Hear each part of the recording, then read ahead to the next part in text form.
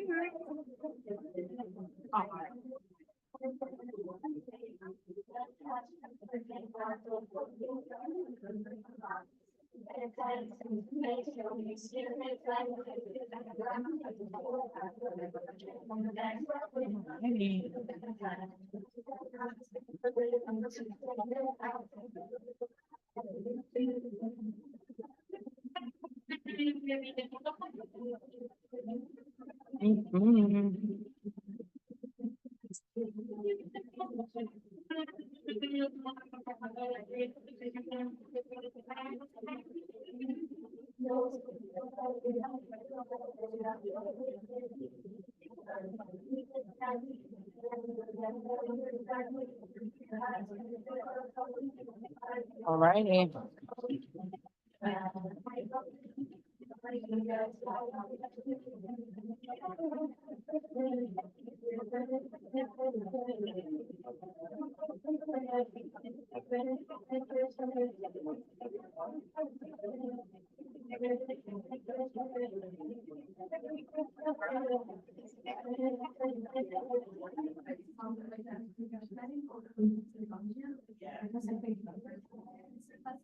All righty. Vibe change.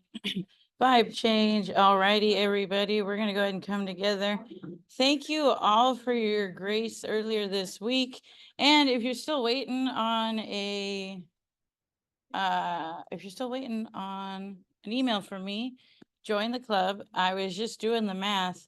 I can't believe I have so many people who want to email me, but I imagine this.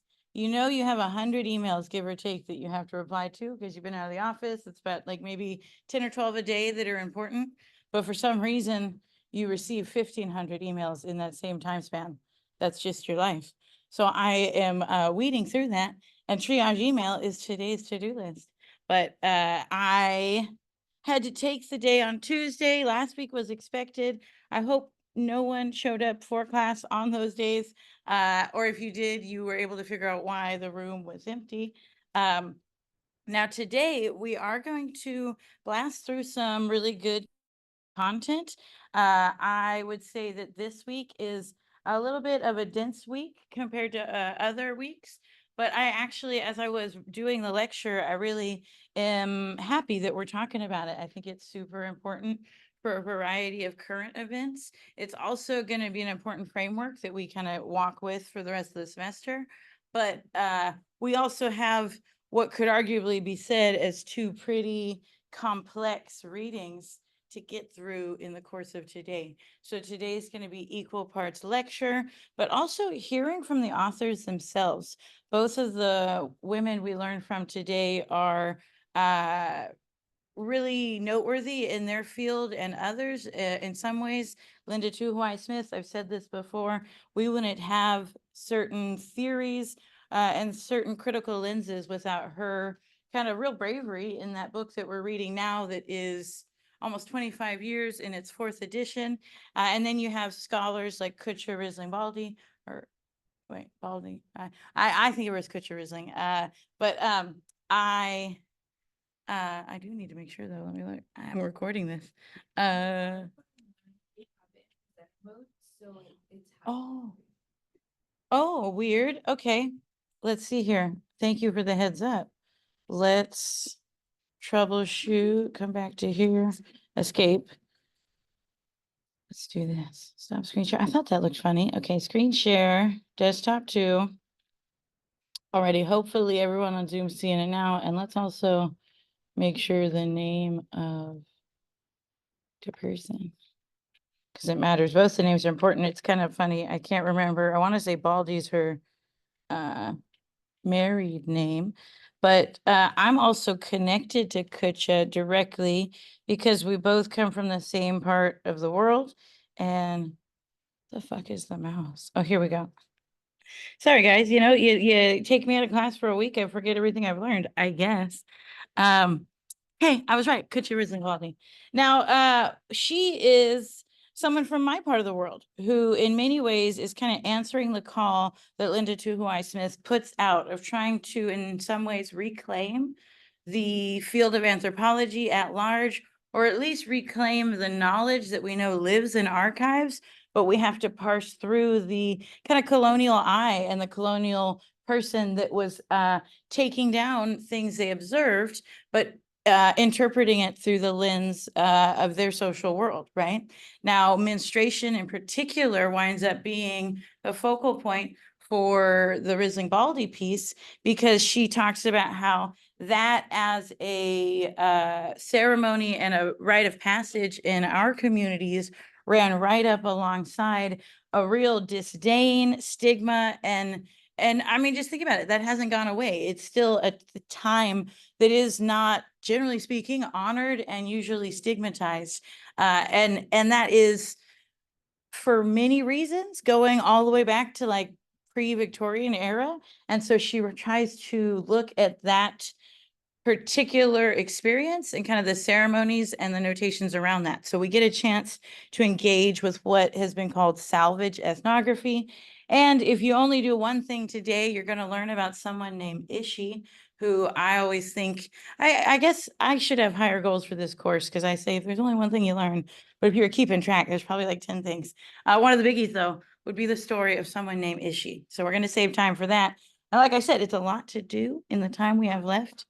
So we're gonna get going. Now, I hope you didn't miss the quiz.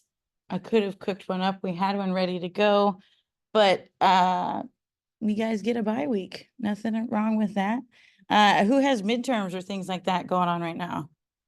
Yeah, that's what I thought. That's what I thought. So yeah, I'm just happy you guys are here, Zoom or virtual or in the room. Now I want to give you a second to listen to a poem that Linda Tuhuai Smith wrote, kind of in response to the reception of her work in the years since the book's publication.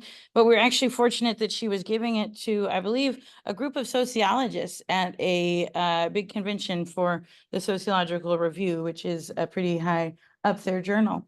I think it's important to talk about some of the things this week and next week, because there's a lot going on in the world right now. There's been a lot going on for the last year at minimum, but the hurricane and things like that, there's a lot, hopefully, on your mind that maybe was kind of percolating with what we've been learning in class. But let's take a second to get a little spoken word, because I don't know if you guys remember, she has some poems in the book. So this is not your typical sociology vibe, but get ready for it. Nature, mind and body, of white and black, of civilized and savage, the positing of a soul, heaven and hell, of human will, intelligence, morality, of emotions, of race, of gender, of the being of a human, of the rights of a human, of the natural order of things. These were the technologies that were present and were honed in the colonies, in the concentration camps and the prisons, on the reserves, in the laboratories, in the institutions of knowledge. These are the tools we teach and promote that will inform and discipline, that will help and save, that will develop. Wait a second. I feel like it started at the bit halfway through. And long Sorry, guys. Pretend you didn't hear any of that. Because I was like, why is it done in a minute and a half? Start over. We're all human. Me most of all. It began long before the Holocaust scientists experimented on Jews, Gypsies, and others they hated. Before their industrial scale genocide brought modernity down and Nuremberg set out a code. It began long before Tuskegee, the deliberate infecting of syphilis into black men's bodies to study their bad blood. Science voyeurs watching their method at work, killing their participants one by one by one. It began long before the Havasupai had their DNA taken under one guise and then used against them under another, taking from the sick to feed the well, simply because they believed in their moral right to do so. It began long before the Portuguese had improved their instruments of navigation, enabling them to sail beyond their imaginations. It began before Columbus left Spain's harbours, before Cook set sail for Tahiti, before slave traders and missionaries crossed across the Atlantic and Pacific, before the great synergy of capitalism, science, nation building, and empire, before the doctrine of discovery legitimated and fueled Europe's quest for eternity. It began long before the slaughter, enslavement, and genocide of native peoples, before their nations, their lands, their bodies, before their tattooed heads, their skins, their vaginas, penises, and wounds were smashed into millions of fragmented pieces, before they were disemboweled, disembodied, reduced to collectible artifacts, exotic furnishings for the salons and sitting rooms of the wealthy. The process of dehumanizing, of not recognizing the human, of rendering others as beasts of burden, as less than human, as partial humans, as not quite humans, as soulless beings, as savage creatures. The process of conquering the other, of wielding them to the will of empires, is deeply written in the history of Europe, of Rome, Greece, of Great Britain, of Versailles, of little fiefdoms and all-conquering heroes. We read in Europe's history of itself.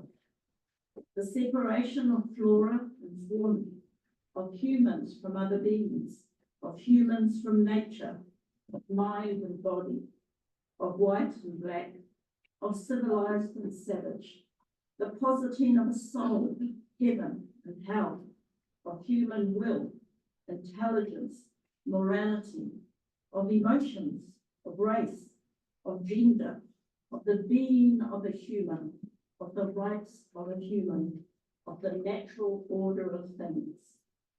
These were the technologies that were present and were honed in the colonies, in the concentration camps, in the prisons, on the reserves, in the laboratories, in the institutions of knowledge.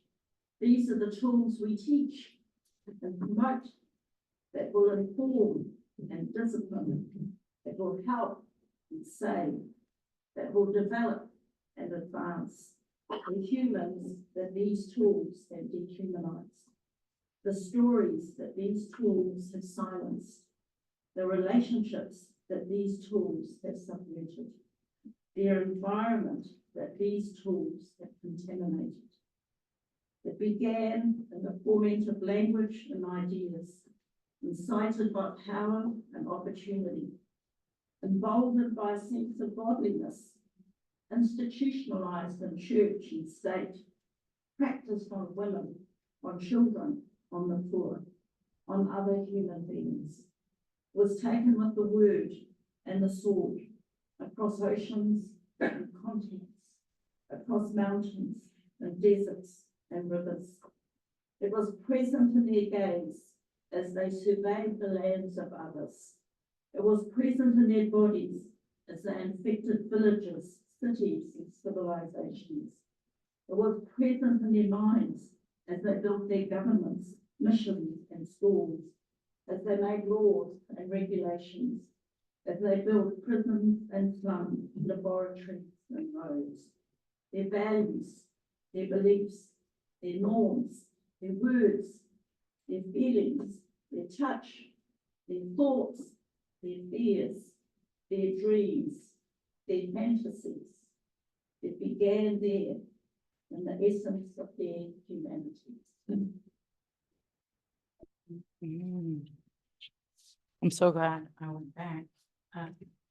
Now, any reactions to the poem off the bat? Have people know what spoken word is? Is that still a thing? Yeah. Yeah. What are some, I feel like she made some connections to the reading in way easier ways than she wrote it in the book. Yeah, what would you say? Again, Anybody? Yeah. Why would I share that? Mhm. What was she talking about in the poem? Mhm.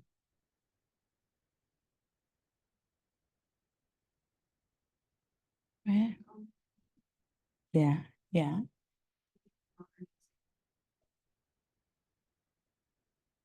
Mm-hmm. Mm-hmm. Had you guys heard of some of the examples she spoke about? Yeah. Yeah. Even in this class, but hopefully in others. I know, um, honestly, I could read the poem, but I'm not from New Zealand. So I can't say level oratorios as she does.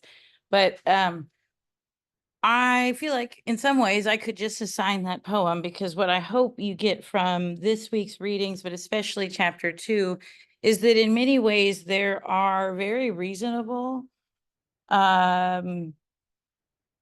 trepidations on the part of tribal communities or indigenous communities, broadly speaking, to sometimes participate in the process of research, because it's only in a recent era, as in like as long as I've been alive potentially, that we didn't do it in a way that was fundamentally extracting or harmful to them. It still seems like, is it on presenter mode? Oh, well, we're gonna make our peace with it. Hopefully it looks okay on Zoom.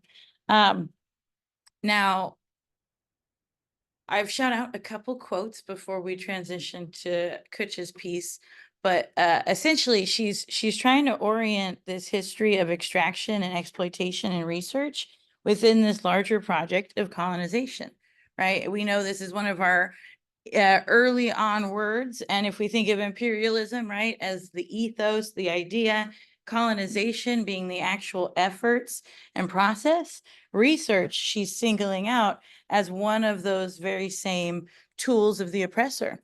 That ultimately in the West, this concept, just before we even get to classifying others, by defining the West in certain ways, it essentially introduces this classification of societies into categories.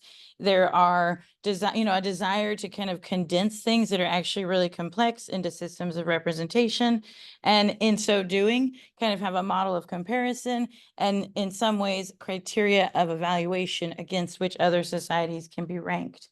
This is a very specific way of seeing the world, and as I've tried to point out in the past, sociology actually takes kind of as a fundamental assumption that this is just the world. The world is where the West starts on forward. That yes, there maybe is a past historical context, but history starts with the beginning of the West. And in some ways, those assumptions that the kind of process of society is going to be happening in one direction comes from these fundamental definitions, right? And if all of our theories, whether it's how we make knowledge, how we know things, comes from those kind of fundamental value systems, we can see how it impacts research directly.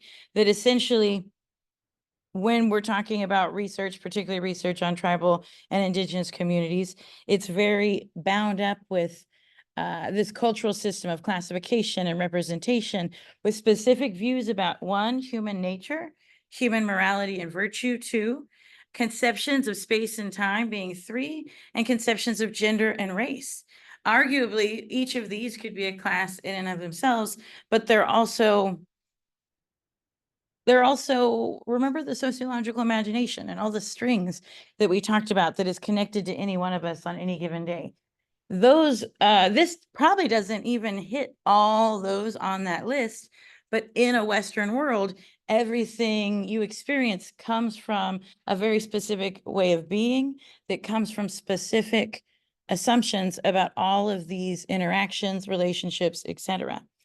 Now, in indigenous communities, we arguably had a more naturalistic orientation towards the natural world. This meant that nature and life were linked as one. There was no fundamental distinction.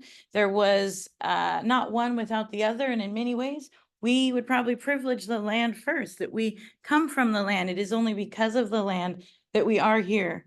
I think the land is fucking people up in certain parts of the world right now because we did not respect it for centuries. And we got a chance to make it right when you guys were just coming into this world. And now we're seeing the things that they told us was going to happen when I was, back in the, what is it, Inconvenient Truth. If who knows, if Gore had been elected, whatever timeline we'd be on.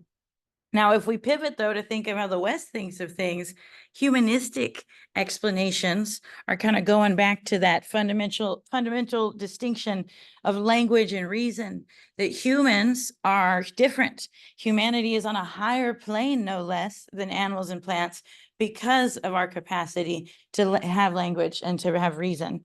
Now, Research Through Imperial Eyes, which is the chapter title, essentially describes an approach which assumes that Western ideas about the most fundamental things are the only ideas possible to hold. Certainly the only rational ideas, and the only ideas which make sense of the world, of reality, of social life, and of human beings. Now, you're going to hear from Cutcha in a moment, where she essentially talks about, and this, I can't say I'm the one who said it first, because I, in many ways, am borrowing from teachers such as themselves, where like, we can't conceive of solutions outside of the fucking hurricane melting world we're about to be in, because those solutions were almost completely annihilated and we have no access to them. So in this class, you're getting a chance to see things and get exposed to things that most people don't, and certainly most researchers do not. But even if people did get a chance to see these, they're often relegated as myths or as stories or as less than, which we'll recall from the readings just before we broke for a week. Now, this ultimately means that there is an approach to Indigenous peoples that still conveys a sense of innate superiority and an overabundance of desire to bring progress into the lives of Indigenous peoples, spiritually, intellectually, socially, and economically. Because never in the Western conception will we ever be enough. We won't be humans. We won't be on par with them unless we change in certain fundamental ways. What is it? The only good Indian is a dead Indian. Bad Indians strong. Cutcha is a fellow bad Indian. And as I said, she's from my part of the world. She, like me, likes to think maybe there's still some hope in research, because if you'll recall from earlier this semester, to say that research or the process of knowledge production is something that's uniquely Western is bullshit. There are different ways of knowing, different ways of knowledge production that all societies had. It's only in present day where we honor a few of them and ignore the rest. And so in her work, she tries to salvage what we know about archival records that we know are really have to be taken with a grain of salt because of the people who were looking and the world they came from, which is somehow even more repressed than we find ourselves today. But nonetheless, it is also one of the greatest repositories of records on our tribe, given that we were so almost immediately annihilated with the discovery of gold. I actually, I don't have time today to show you, but I went to DC last week and I went to the National Museum of the American Indian, and they have a whole new exhibit based on treaties. And one of the important things to know about California is that there were 18 treaties, none of 18 or 19, shit, I need to verify. I think it's 18 though. None of them were ratified by Congress. They were negotiated and they had certain expectations for an entire state of peoples, and none of them were ratified, and that had ramifications for centuries to come. It was very weird to be reading about home in that way. and to see representations of what they were calling, once upon a time, they called California Indians digger Indians, because our houses were underground and we dug to get to them. It was also speculated that it was perchance rhyming with another kind of slur. So to have to parse through records that are written from the perspective of people calling your people digger Indians is dicey business. But I'm happy to say that she's reclaiming that information. She and other tribal anthropologists are returning to those original records. This is she and I sitting on a panel last year in March. Missing and murdered Indigenous peoples is also something we have in common. I will save that for that week, but I think I've shared briefly that that's something I work on substantively, but it's also something that impacts me personally because I've lost someone who's currently missing 3 years this month. That is her baby cousin, Emily.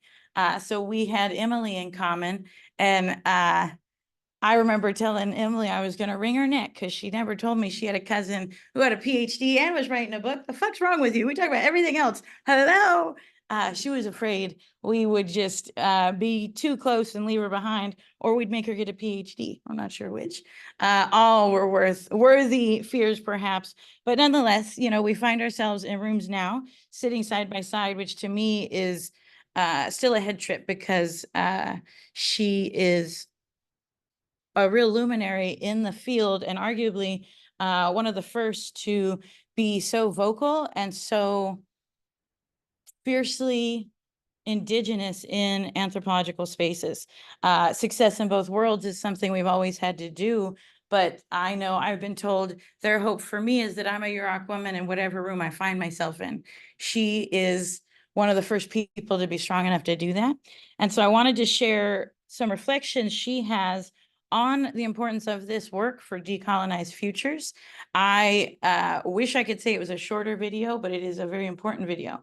So we're going to watch as much of it as we can, but Ishi is also a tale. So we're going to save time for both vids. I want you guys to be taking notes, though, on things that resonate here with the readings this week. Next week, we're going to do some group activities that kind of tie all this together.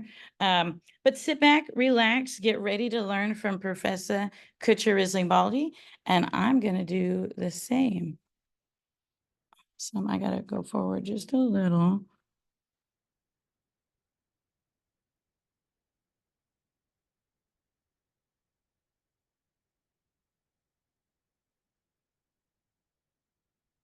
Hey everyone, it is a pleasure to join you today. Though we remain virtual, I'm happy to be here speaking with you from my home near Vanuatu in Wiyot country. Just over 20 years ago, the Wiyot people saw there was a small portion of their sacred island, Tuluwat, for sale. Tuluwat is located in Jarujiji, where you sit and rest, in what is currently called Eureka, California. It is the center of the Wiyot world. It is a place of world renewal. And for over 100 years, it had been passed through ownership of various Humboldt County citizens, businesses, and finally to the city of Eureka. The small parcel that was for sale was expensive for the small tribe who had survived attempted genocide, removal, relocation, and finally termination. Wiyot territory in Humboldt County includes most of the most populous town centers.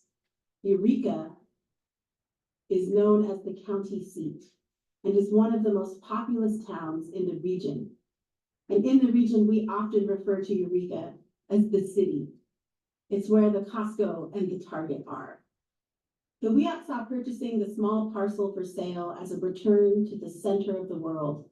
And one of their spiritual leaders, Cheryl Seidner, began bake sales and t-shirt sales and outreach so that they could raise enough money to purchase just some of their land back. In our area, Tuluwat has most commonly been referred to as Indian Island. This is because on February 26, 1860, Humboldt County citizens massacred more than 150 Wiyot people who had just finished their world renewal ceremony to pray for the health and well-being of the community and the world. Humboldt County citizens came with hatchets and knives. They murdered mostly Indian women and children. And this had been the last time the Wiyot performed a world renewal ceremony on Tuluat. Until March 28, 2014, when the Wiyot danced again, holding their first world renewal ceremony in over 150 years. And then this past year, October 2019, when the Wiyot tribe had their island, their place of world renewal, returned to them from the city of Eureka. This was unprecedented. The joy in the room on that day when citizens from throughout Humboldt County gathered to celebrate the island's return to Wiyot peoples was palpable. Wiyot Tribal Chair Ted Hernandez stood before the room filled with hundreds of people, and while holding back tears, he spoke, quote, "This has been an intergenerational movement to heal the island, the health of our people, to heal our community. Today, we make history together. We change the story. Today is the day of pride for the city of Eureka. Today is Tuluat, the return of the Wiyot people. Today, the Wiyot people who have lived in this area since the time immemorial return to the center of their Wiyot world. And we do this together with the city of Eureka." End quote. Today, I am here with you virtually from Wiyot territory, very near Baduat, or what is currently called McKinleyville, California. I am Hupa Yorak and Karuk, and enrolled in the Hupa Valley tribe. I grew up here in our Aboriginal territories, swimming in our rivers, gathering in our hills, eating acorns that my mother would take us to gather each year. She taught me how to gather, process, cook, and eat acorns. She told me about how at one time, federal government agencies proposed cutting down our oak trees so that they could stop us from eating acorns. It was profit to them. It was also a way to push us further from the connections to our land and our histories and our strong indigenous futures. We are nourished from the land, and the land knows us. We introduce ourselves when we gather. We scatter tobacco and we say a prayer, and we tell the land and trees and the plants and all of our more than human relatives, thank you for what they provide for us, for what they teach us throughout our lifetimes. According to the Sacred Land Film Project, Indigenous peoples are 4% of the world's population, live on 22% of the Earth's surface, and on that land is 80% of the planet's remaining biodiversity. The International Journal of Wildland Fire found that Indigenous cultural burning practices are some of the most beneficial for forest management. And they, quote, reduce fuel loads by 23 to 78% without changing the structure of the forest, and they decrease tree mortality, end quote. Research also shows that Indigenous peoples achieve conservation results at least equal to those of government-run protected areas, often with a fraction of the budget. Another study showed that from 2000 to 2012, the annual deforestation rates in the Amazon were 2 to 3 times lower for lands that were held by Indigenous peoples. As the Rainforest Alliance declares, the message is clear. Indigenous peoples know best how to protect their forests. Now we are facing what we see as a critical time, one where climate change could irreversibly damage our planet and force us to make changes that we have been putting off for a long time. We can only do this with Indigenous peoples at the center of how we understand our place in the world. Our knowledge of this place was created before time began. And over the thousands upon thousands, potentially over 100,000 years in California alone, we have been observing and building a relationship to this land that is based on reciprocity, respect, and relationship. Our knowledge is thousands upon thousands of years of scientific experimentation. We look at the ecosystem as interconnected, and we have long-term data about what changes mean for our plants, our rivers, our salmon relatives. The Red New Deal, written by the Red Nation in response to and in addition to the Green New Deal, reminds us that if we are going to move past this climate crisis, we are not going to do that without also dismantling settler colonialism, a view of the world that sees it only as profit, as resource, and as object. When we talk about decolonization, that is the centering of Indigenous voices in our work, our plans, on our boards, in our organizations, in a meaningful way that works for the return of land. Yes, the first step is the return of land. I promised you today 3 steps to reimagining climate and environmental justice in California. My goal here is to move people toward action that is powerful, meaningful, visionary, and makes the impossible possible. I work to help people radically imagine what our decolonized futures can be. Because as Eve Tuck and Kay Wayne Yang note, decolonization cannot be a metaphor. It is not about decolonizing our minds or our bookshelves or our syllabus or our garden. It is about the return of Indigenous land and life. It is about a world we build with relationship, reciprocity, and respect. It is at first hard to imagine. In our settler colonial capitalistic society, we haven't been given the space or the tools to imagine a world beyond settler colonialism and capitalism. I've heard scholars who point out that we have an easier time of imagining what we will do in a zombie apocalypse than we do imagining what the end of capitalism looks like. We believe these to be permanent structures, something that we cannot even imagine the world without. And we aren't armed with tools to imagine a future beyond settler colonial logics like heteropatriarchy, dehumanization, terra nullius, and destruction of land, or the people and more than human relatives that live with us here. But in Indigenous cultures, we dream the world into being. It is our stories, our dreams, our songs, our late night conversations that build the world as it could be. Native peoples have been theorizing and using radical imagination for radical decolonized futures since the beginning of time. We have been given the tools to radically imagine how to build our futures.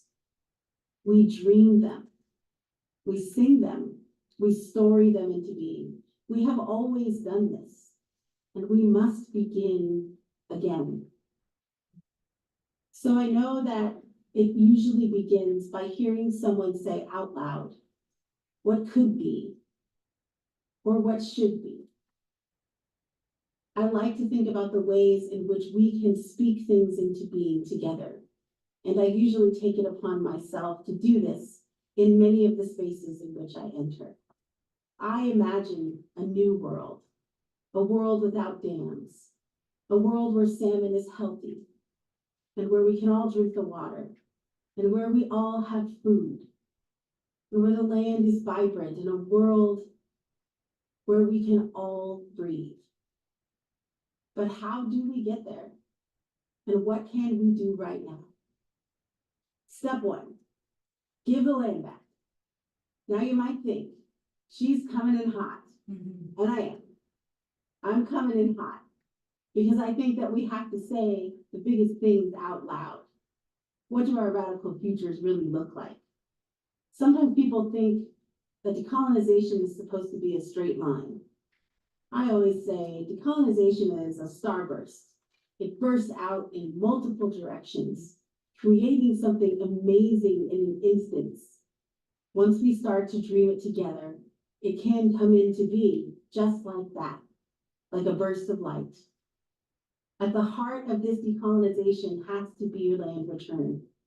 We don't need to think about that as the last step, like after we've decolonized our minds, our curriculums, our statues, our books, our movies, our TV shows, our clothing, then maybe we'll finally get to the return of land. I said, let's start with the return of land and know that it's possible and it's powerful and that it's going to be the thing that changes the world. If you woke up today and you thought, how can I change this world? I gave you the answer. Give the land back. Land back is the momentous dreaming, the centering of our shared reimagining. Land back is about our shared futures. But it's also about putting the world back into balance. I wish we could watch the rest of it. If you end up wanting to, you'll find it in the PowerPoint. Now, I want to just touch on a couple things and then switch over to the Ishi business. But why is it important to understand who Ishi is and why the work of scholars like Cutcha, Risling-Baldy is so important? We have hopefully still time to do better when it comes to humans in the world and the environmental space. And in many ways, the teachings that settler colonialism spent the last almost hundreds and hundreds of years trying to annihilate will be the very same teachings that if we have a chance of finding our way out, those will be the things that have to come back again. It's difficult though, because we know that the teachings we have in present day are only slivers of what we once had. And not everyone has the stomach to go to the archival records and be able to sift through the hateful things they say about our peoples. I couldn't do it, but she and others are going back to try and see what are the things that we've always known, not just where we call home, but across the country. What are the teachings? What are the things that we need to know to live in balance with the world around us? But as she calls all of us to action, the teachings, those things are all well and good. There's some very tangible things that could be done and change things overnight. Whether that happens is not a question of whether it would work, but rather the structures of power that prevent it from doing so, the settler colonialism and the structure of it all. Anthropology is one of the core, I'd say, teachers of settler colonialism. It's also, it came out of the UC system in lots of ways. UC Berkeley was a hub of a lot of this work. It still is. And actually, a man named Alfred Kroeber, he did a lot of work looking at California Indians, because many of the anthropologists of his time, him being kind of the high wizard, so to speak, they believed it was their job to document these things because the writing was on the wall. These people were on their way to extinction. It was our fault as Western society. So at minimum, we could document who they were before they're gone forever. Thankfully, that is far from the case. But in many ways, while he collected myths, material artifacts, ethnographies, he never introduced us to the living people. So as we were expected to be going extinct, we were also painted in this static, one-dimensional space that didn't allow us to be whole peoples and whole beings. Now, when you take what we know now and read back those notes, something that Cutcha and others build a lot of their work on is trying to find points of what they call ethnographic refusal, where they can see almost across time, they can feel the intent of whoever was speaking with that given anthropologist. In the notes, they can see where the things left out had just as much meaning as the things they were willing to say to the anthropologist. These points of ethnographic refusal were, in her work and findings, both a point of maintaining our spirituality and our like beings, but they were also based in the fear of what that information could be used against us. And flower dances in particular, the coming of age ceremonies, even though they were so very important to us, they were also they became targets. That when miners or the white settlers who were in the region following the discovery of gold caught wind that one of these ceremonies was going on, the young woman who was the focal point of this ceremony that we believe is on the same level as our most high ceremonies, that's always happening on the other side, she would be targeted for violence, whether that was at minimum rape, at worst being stolen. And there are records going back to first contact in California where families are writing to the BIA representative in that part of the world saying, they took my daughter, we'd had her ceremony, we haven't seen her, can you help me get her back? So the seeds of missing and murdered in some ways in our state, she also is seeing planted in these archival records. Now, in some ways, we also have to appreciate that there was a level of pragmatism in those who did speak with anthropologists at the time. There was a world that in their lifetime had completely changed. The ones who lived had survived virtually an apocalypse, and they were afraid that if they did not change the way they lived, no one would ever be Yurok again. No one would ever be Hupa or Karuk, what have you. And at minimum, they wanted to make sure our teachings were written down, but also hoping that if we made certain changes, maybe our people would still be here, despite this overwhelming historical push to the contrary. One of the key informants is Robert Spott, and I always love to give him a shout out because he basically co-wrote everything with A.L. Kroeber. So anything he did should be prefaced with that fact. He had a sister named Alice Spott, who is the mother of Edward Spott, the grandmother of Clara Childs, the great-grandmother of Eileen Reagan, and the great-great-grandmother of myself. She is the only, like, there are no descendants from Robert. It's interesting when you look back at the records to see the presence of two-spirit peoples who at the time could not, perhaps because of Western society, could not live in that way, but it also meant that their legacies kind of tracked through their female-bodied relatives. And so Robert Spott's, anyone descended from them comes through Alice, who was prolific and had 8 children. And I have her gap that's taken from her picture with her pet deer. And I don't know if you can tell, there's a cat too. There's a little kitty. So yeah, me and the cat thing goes way back. Now I want to put on the story of Ishi. We are going to watch as much of it as we can. Oops, let me. Thought it would just pop up. Hyperlink, you had one job.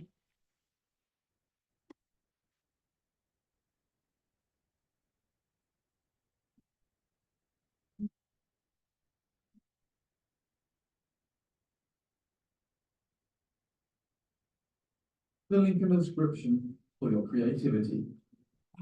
The Yana was an indigenous tribe that originated in Northern California, all the way to the central side of Sierra Nevada. Most of them lived on the western side of the mountain range.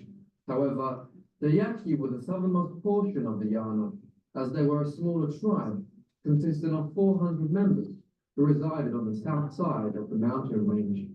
Terribly, the vast majority of these natives were killed in the Californian genocide of the 18th and 19th century. This genocide consisted in a series of attacks from the Spanish, Mexican, and local governments. The carnage resulted, as was to be expected, in the reduction of the indigenous population that lived in the California area. During this time, atrocities such as We're America, fast forward a little. although no one knows his exact date of birth, records Okay. indicate it was around the extinct Yaqui tribe amongst. With the passage of time, indigenous populations help. continued to plummet. But in 1911, the last survivor of the believed extinct Yaqui tribe emerged. This was a huge media sensation at the time, with many referring to him as the last wild Indian in America.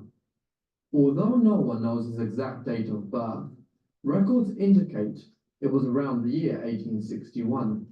During the 1860s and 70s, a series of massacres forced the surviving Yaqui people into hiding. It was believed by anthropologists that in 1885, Ishi and his family moved into a cave which had previously been the home of a grizzly bear. The last remaining Yaqui people lived here for over 20 years, invisible to the Western world. However, this isolation from the world came to an end in 1908 when a group of surveyors came across their camp. Inside, the men came across an elderly woman and also spotted an elderly man and a middle-aged woman fleeing. It's thought that Ishi was out fishing at the time. The men took several of their belongings and then left. Ishi decided to take his mother and relocate somewhere safer, but she was too weak to travel and soon passed away. Ishi was now alone, and by 1911 was the last of the Yaqui. In 1910, a famous anthropologist named Alfred Kroeber, who worked at the University of California, Berkeley, read about Ishi in an article which mentioned the possibility of a native Yaqui man still being out there. Intrigued by this, Kroeber sent his assistant, T.T. Waterman, on a mission into the Mill Creek area to find him. Despite no contact being made, he did find incontrovertible evidence of his existence. Hungry and looking for food, Ishi came across a slaughterhouse in Oroville. It was here in August 1911 that he once again reappeared to the Western world. Following this, he was jailed, but shortly after was taken into Waterman's custody. Waterman came prepared for their meeting, as he brought with him a list of short words to communicate with Ishi. Records say that Ishi was thrilled when he heard a known word come from this man. Of course, Ishi hadn't heard another person speak his language for over 3 years.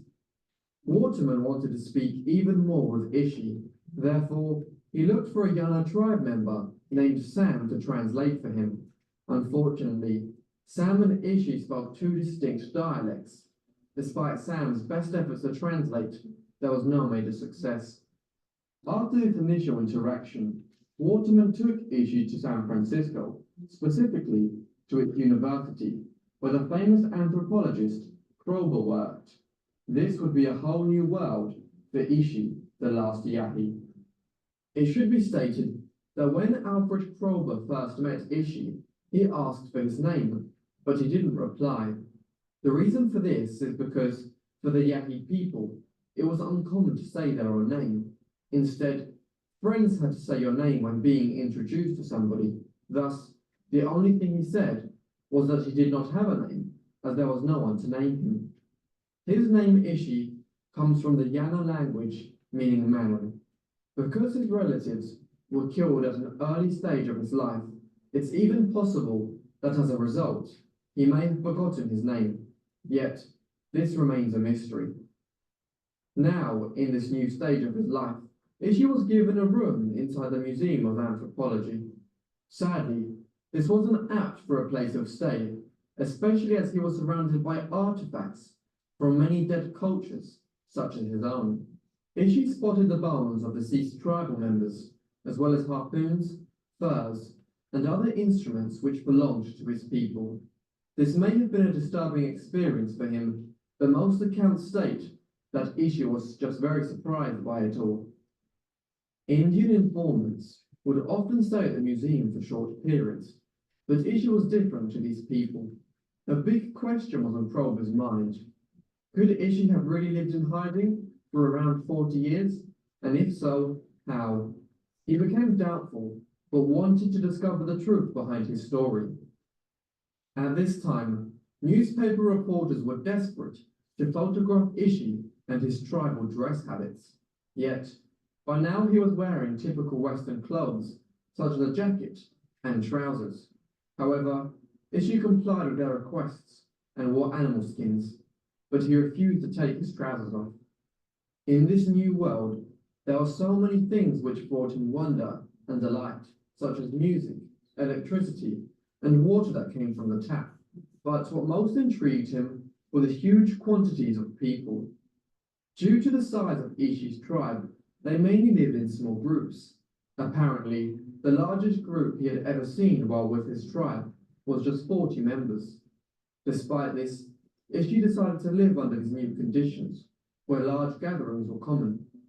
On one occasion, he was even invited by a journalist to a vaudeville performance. This type of entertainment was highly popular at the time, and it included classical singers, dancers, magicians, and various types of shows. Prober stated that Ishi didn't really watch the show, but instead looked at the 2,000 people gathered in the room. He did this for two full acts, which demonstrated his fascination from seeing so many people together in one place. It was also around this time that he received various marriage proposals with photographs attached. Apparently, many believed that Ishi should find himself a wife. 1 month after Ishi's arrival, Prober opened the museum to the public. It would go on to be a great success, but he had an advantage over other museums. Ishi, who was essentially a living exhibit.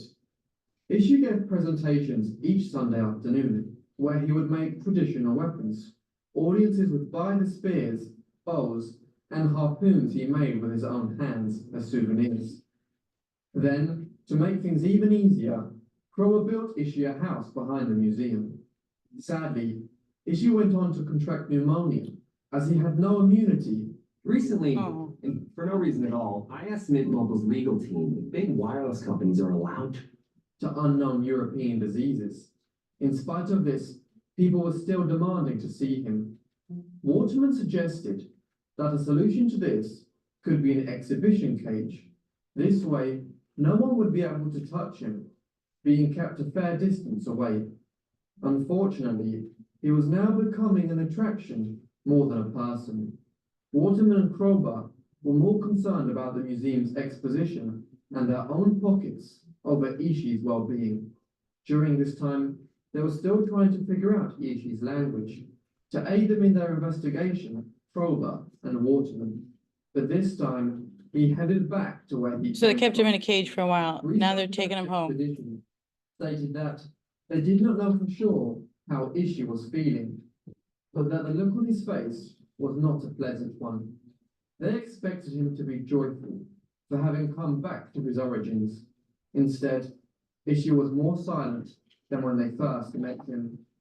While on the expedition, some of the first few words that researchers obtained from him were about how his dead sister was calling him. Suddenly, one night, Ishi's feelings changed unexpectedly. That night, he left the camp to connect with a dead family member. The morning after, he mentioned this to the researchers, expressing with joy and calmness that his people had found their corresponding way.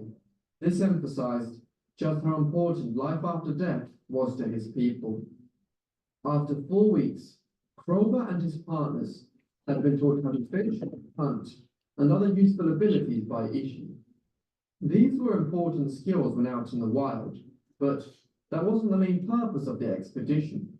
Although the researchers found a deeper connection with Ishi through his spiritual experience, they were still looking to find Ishi's last refuge, known as Bear's hiding place. Eventually, they found the cave, but very few marks remained. Evidence about Ishi's lifestyle and homeland was limited. Following the expedition, Ishi returned to his home. Meanwhile, Kroeber continued to research about his life and history.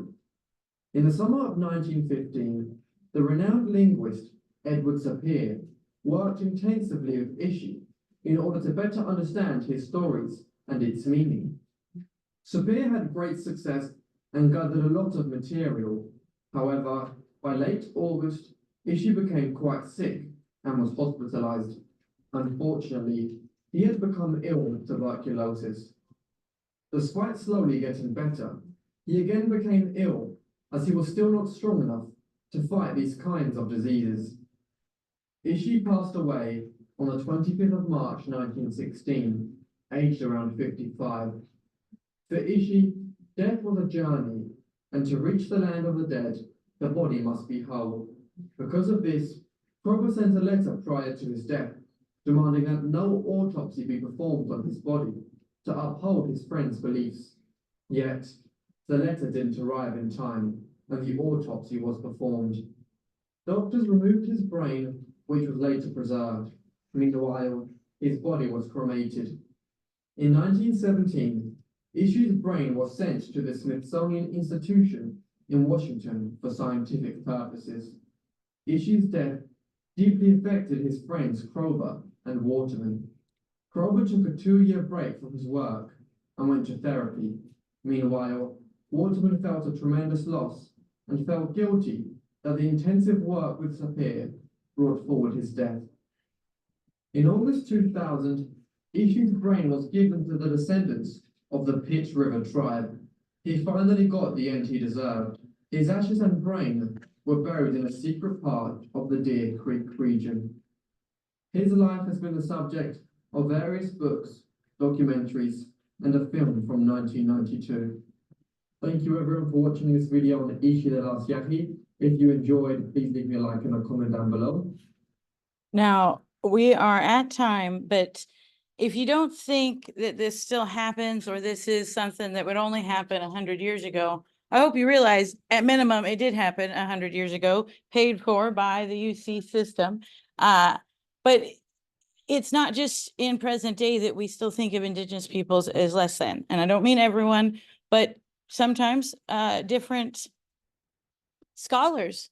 And so this is an article that I hate clicking on every time because it gives them the views. And it looks like I'm almost out of free things. This is a woman who was trying to fight for her right to essentially handle remains.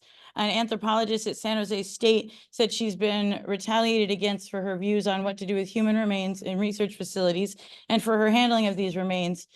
She says that her critics question her understanding as a whole. But this was within the last 5 years. And I'd like to point out, where the fuck are her gloves?